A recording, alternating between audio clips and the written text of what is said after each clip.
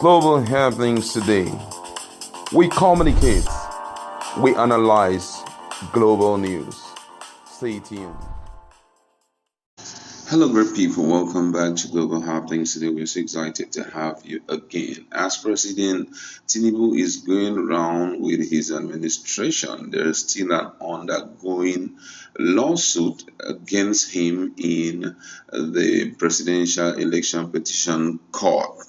And it seems as if it's really not going in his favor, as there are a lot of issues right now under serious deliberation, especially as it has to do with the just concluded election. And the one that is currently trending now is the fact that if the presidential election was conducted concurrently with the National Assembly election on the same day and at the same time using the same technology devices, why were they clashes only with respect to the presidential election? Now, Peter Obi had invited a witness who is a software engineer, and he took out time to give serious explanation that made INEC seems to be wanting at this point of time, because based on some of the things he had said,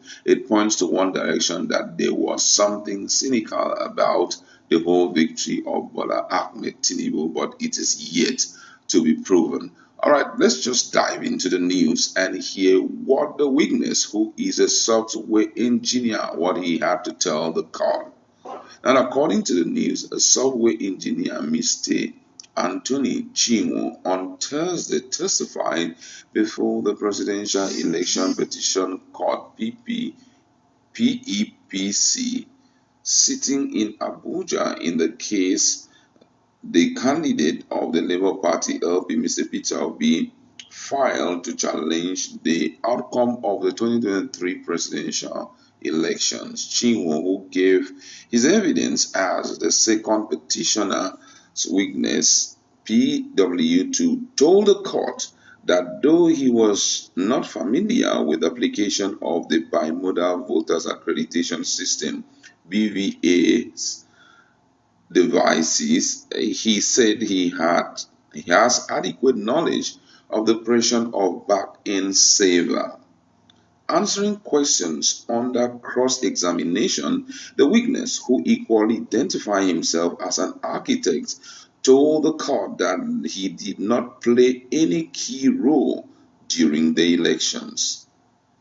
He admitted that Amazon Web Service (AWS), which the Independent National Electoral Commission (INEC) used for the general election, was one of the most trusted providers of cloud computer services with 99.9% security assurance. He said the AWS was usually used by the companies and individuals that are concerned about security of their data. However, deployment of AWS is one thing, but utilizing it is something else. Asked how he gathered information on the election, which he analyzed, the witness said, "My lord, I use publicly available INEC application programming interface (API) to conduct analysis of the election.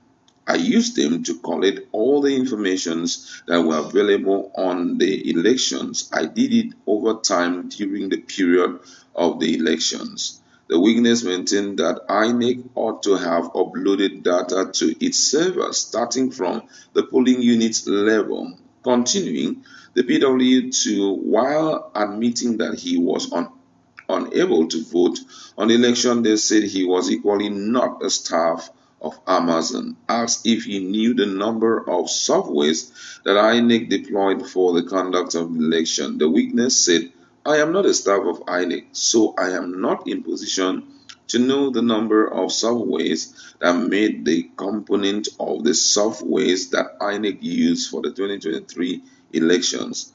After he was discharged from the witness box, the Justice Haruna Samani led five-member panel admitted in evidence four INEC forms EC40G from Bayelsa State, which will be tendered through a member of his legal team, Mr. Patrick Ikwedo, Senior Advocate of Nigeria.